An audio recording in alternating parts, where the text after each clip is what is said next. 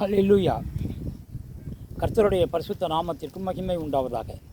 பரலோக பொக்கிஷம் இந்த நாளிலும் கூட நாம் தியானிக்க இருக்கின்ற வேத வசனமானது மத்தேயு புஸ்தகத்தினுடைய 2ஆம் அதிகாரத்திலே 10வது வசனத்தை நாம் தியானிக்கப் போகின்றோம். அவர்கள் அந்த நட்சத்திரத்தை கண்டபோது மிகுந்த ஆனந்த சந்தோஷம் அடைந்தார்கள்.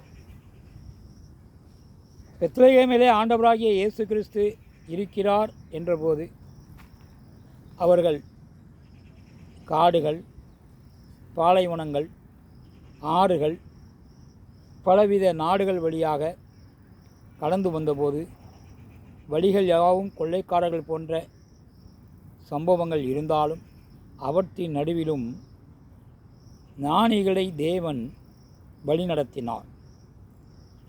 ஆகவே அந்த இடத்திற்கு, பெத்லகேம் வீட்டிலே உள்ள அந்த இடத்திற்கு வந்து நின்றபோது நட்சத்திரமானது, வழிகாட்டிய நட்சத்திரமானது நின்றபோது அவர்கள் ஆனந்த சந்தோஷம் அடைந்தார்கள்.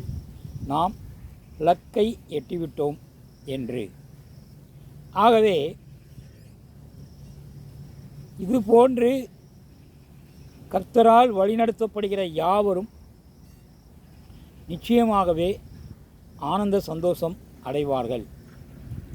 தேவதாசர்களான நோவாவுக்கு, ஆபிரகாமுக்கு, யாக்கோப்புக்கு, தாவீதுக்கு, இவர்களுக்கெல்லாம் கர்த்தர் இப்படியாகவே வழிநடத்தினார். ஆகவே தேவன் வழிநடத்துகின்றவர்கள், தேவனால் வழி நடத்தப்படுகிறவர்கள் யாராயிருப்பார்கள் என்பதை நாம் யூகிப்போமானால் சங்கீதக்காரன் மிக அழகாக சொல்லுகிறான். சங்கீதம் 68 3வது வசனத்திலே, நீதிமான்களோ தேவனுக்கு முன்பாக மகிழ்ந்து களிகூர்ந்து ஆனந்த சந்தோஷம் அடைவார்கள். ஆகவே நீதிமான்கள் ஆனந்த சந்தோஷம் அடைவார்கள். அந்த வரிசையிலே நாம் நோவாவை பார்த்தோம், ஆபிரகாமை பார்த்தோம், யாக்கோப்பை பார்த்தோம், தாவீதை பார்த்தோம்.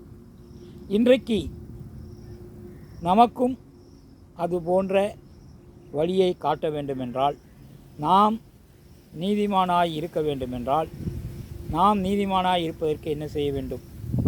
சங்கீதக்காரன் சொல்கிறான், யார் நீதிமான்கள் என்றால் செம்மையான இருதயமுள்ளவர்கள் நீதிமான்கள் என்று சொல்கிறான். சங்கீதம் 32:11. இவர்கள் இரட்சிப்பை பெற்று கர்த்தரோடு நிலைத்திருப்பார்கள். இவர்கள் எப்போதும் ஆனந்த சந்தோஷம் அடைவார்கள். ஏனென்றால் அன்றைக்கு ஆண்டவராகிய இயேசு கிறிஸ்துவை 1ஆம் வருகையிலே பார்க்க ஞானிகள் சென்றபோது, இப்பொழுது நாம் ஆண்டவரை பார்க்க 2ஆம் வருகையிலே அவருடைய வழியிலே அவரை தேடி ஓடிக்கொண்டிருக்கிறோம். பரிபூரண இரட்சிப்பை பெற்றுக்கொள்ளும்போது நாம் நிச்சயமாக அவரை காண்போம். அவரை காண்பதற்கு நாம் நீதிமான்களாக இருப்போம். நீதிமான்கள் என்றால் செம்மையான இருதயமுள்ளவர்கள் என்பதை பார்த்தோம். ஏன் ஆனந்த சந்தோஷம் அடைகிறார்கள் என்றால், தீமை செய்கிறவர்கள் தண்டிக்கப்பட்டதற்காக அவர்கள் ஆனந்த சந்தோஷம் அடையவில்லை. தீமை செய்தவர்களுக்கு கிடைத்த தண்டனையை பார்த்து மற்றவர்கள் தீமை செய்வதை நிறுத்திவிட்டு தேவனுக்கு பயப்படுவதினால் அவர்கள் ஆனந்த சந்தோஷம் அடைந்தார்கள். ஏனென்றால் இதனால் தேவனுடைய நாமம் மகிமைப்படுத்தப்படுகிறது, தேவனுடைய நாமம் உயர்த்தப்படுகிறது, தேவனுடைய நீதி வெளிப்படுகிறது. ஆகவே அதேபோல தீமை செய்தவர்களும் தண்டனையை பெற்றுக்கொண்டதினாலே அவன் மற்றவர்களை துன்புறுத்துவதை நின்று விடுகிறது. ஆகவே நீதிமான் ஆனந்த சந்தோஷப்படுகிறான். ஆகவே நீதிமான்கள் செம்மையான இருதயமுள்ளவர்கள்.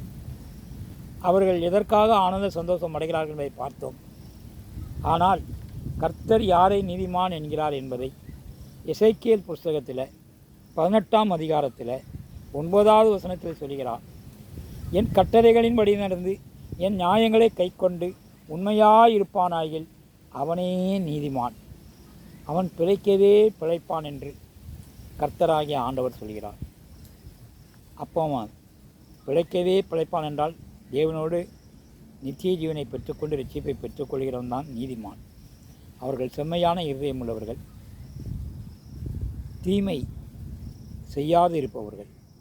அப்போ என்னென்ன தீமைகள் இருக்குது என்பதையெல்லாம் நீங்கள் பார்க்கணும்னா அந்த எசேக்கியேல் புத்தகம் 18ஆம் அதிகாரத்தில் 4ஆம் வசனத்திலிருந்து 8ஆம் வசனத்து வரை நீங்கள் வாசித்து பார்ப்பீர்களானால் தீமைகளை குறித்து பட்டியலிடப்பட்டிருக்கிறது. ஆகவே இந்த தீமைகளை செய்யாதபடிக்கு விலகி இருந்து நாம் தேவனுடைய கட்டளைகளுக்கு, தேவனுடைய நியாயங்களை கடைபிடித்து கைக்கொண்டு தேவனுக்கு உண்மை உள்ளவர்களாக இருப்போமானால் நிச்சயமாகவே நாம் நீதிமான், நிச்சயமாகவே நாம் ஆனந்த சந்தோஷம் அடைவோம், நிச்சயமாகவே ரட்சிப்பை பெற்றுக்கொள்வோம், நிச்சயமாகவே நித்திய ஜீவனை பெற்றுக்கொண்டு தேவனை இன்றைக்கு சாஸ்திரிகள் பார்த்தது போல அன்றைக்கு அந்த வீட்டின் மீது விண்மீன் வந்து நின்றபோது எந்த அளவுக்கு சாஸ்திரிகள் ஆனந்த சந்தோஷம் அடைந்தார்களோ அந்த அளவுக்கு நாம் நித்திய ஜீவனை பெற்றுக்கொண்டு பரலோக ராஜ்யத்திலே சேரும்போது நாம் நித்திய ஜீவனை பெற்றுக்கொள்ளும்போது தேவனை பார்க்கும்போது அந்த ஆனந்த சந்தோஷம் நமக்கும் உண்டாகும். அல்லேலூயா. கர்த்தர் ஒருவரே அதற்கு வழி நடத்துகிறவர். கர்த்தர் காட்டிய பாதையிலேயே நாம் செல்ல வேண்டும். இன்றைக்கு உலக ரீதியாக கூகுள் மேப் இருக்கின்றது. அது நமக்கு பாதைகளை காட்டுகின்றது. அதிலே நாம் ஆனந்த சந்தோஷம் அடைகிறோமா என்றால், நான் ஒரு முறை மணப்பாறை சென்றேன். திருச்சியிலிருந்து திண்டுக்கல் வழியில் சென்றால் மணப்பாறை சென்று விடலாம். ஆனால் கூகுள் மேப்பு எனக்கு நேராக விராலிமலையை நோக்கி கொண்டு சென்றிருந்தது. விராலிமலையிலிருந்து கோயில்பட்டிக்கு கொண்டு சென்றது. கோயில்பட்டியிலிருந்து மணப்பாறைக்கு நேரடியாக சென்று விடலாம். எனக்கு பாதை தெரியாதனால் நான் செல்லுகின்ற இடம் கூகுள் மேப்பு காண்பிக்கின்ற இடத்திலே போகிறது என்று நினைத்து ஒரு லெஃப்ட்டில் கட் பண்ணால் அது ஒரு கிராமத்துக்கு போகிற ரோடு. அது ஒரு 10 கிலோமீட்டர் போச்சு. திருப்பி அங்கே போய் ரைட்டில் கட் பண்ணிச்சு, அங்கே ஒரு 10 கிலோமீட்டர். திருப்பி ரைட்டில் கட் பண்ணிச்சு, அங்கே ஒரு 10 கிலோமீட்டர். 30 கிலோமீட்டர் சுற்றி நாங்கள் எந்த ரோட்டில் வந்தோமோ அதே ரோட்டில் கொண்டு வந்து விட்டுட்டு கிட்டத்தட்ட ஒரு 10 கிலோமீட்டர் பிரயாணத்தை ஒரு 30 கிலோமீட்டர் தூரம் பிரயாணம் அதிகப்படுத்தி 20 கிலோமீட்டர் தூரம் பிரயாணம் அதிகப்படுத்தி நேரம் காலம் இவைகளை வீணாக்கி நாம் செல்லுகின்ற நேரத்திற்கு சென்றடைய முடியாமல் கஷ்டப்படுகிறது. ஆகவே உலகத்திலே காட்டுகின்ற வழிகள் நமக்கு கண்டுபிடித்தவுடன் சந்தோஷம் அடைந்தாலும் அதனால் நாம் பட்ட பாடுகள் துயரங்கள் தேவன் நம்மோடு கூட இருந்தால் இப்படிப்பட்ட பாடுகள் ஓத்துறவங்கள் இல்லாமல், ஏனென்றால் வழிப்பறி கொள்ளைகள் இருக்கின்ற காலம், வனாந்தரங்கள் வழியாக செல்லும்போது மிருகங்கள் தாக்கப்படும் காலத்திலே அவர்கள் சாஸ்திரிகள் நடந்து வந்தார்கள். அப்படிப்பட்ட நேரத்திலே கர்த்தர் காத்தார். சிம்சோன் சிங்கத்தை அடித்து வீழ்த்தினான். தாவீது கரடி சிங்கங்களை வீழ்த்தினான். இப்படி காட்டு வழியிலே தன் ஆடுகளை காப்பதற்காக தாவீது செய்தது போல இன்றைக்கு ஒரு பொறுப்பான பணியை கர்த்தர் நமக்கு தந்திருக்கிறார். ஆகவே கர்த்தரின் லக்கை அடையும்போது நாம் ஆனந்த சந்தோஷம் அடைவோம்.